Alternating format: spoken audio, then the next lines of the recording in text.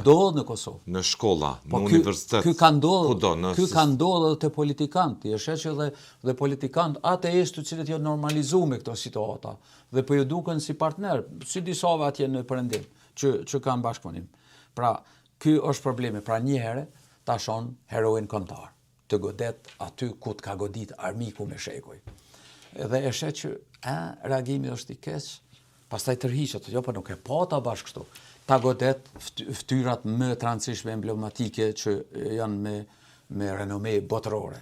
E sheh që tërhiqet pak, ta godet flamurin, del para heroit foj, e tjera, pra, një herë, dy herë, nuk heqin dorë, mas një kohë dalin me një formë tjetër. Pra, ky është ai përditësimi i cili dikur bëhet normal, të cilin nuk e lufton. Mënyrën aktuale të frymës liberale, thu këta, ky komunitet në mënyrë inteligjente dhe hapur, po godet.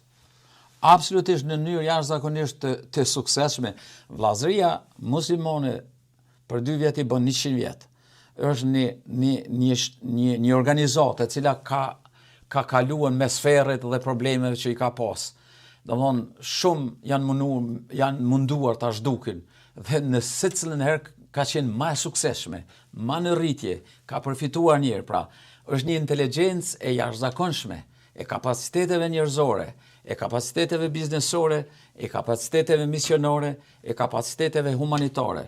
Në qoftë se ja hapëm një certifikat, në qoftë se ja hapëm një notë, i kalon të gjitha shërbimet sekrete që kanë shtetet perëndimore. Pra një organizatë pa topa, pa tanka, pa atom, pa kur gjë, edhe pse ajo është në prapavijen e zhvillimit të intelektualëve edhe për atomin, pra absolutisht të kuadrave, të rrjeteve, por është një organizatë absolutisht e suksesshme në çdo pikpamje të saj dhe vazhdimisht ka shkuar në rritje. Tani, unë nuk jam idhëtar i vllazërisë muslimane, por më duhet ta them të vërtetën si unë e shoh. Dhe unë mendoj, nuk po i bëj kompliment në kësaj radhe, por kjo është e vërteta, është e idhët për mu, pse është kështu. Por që realisht ata janë treguar të suksesshëm dhe këta të tjerë janë të suksesshëm. Pra ne po flasim, ne po ngrisëm vetëm polemika.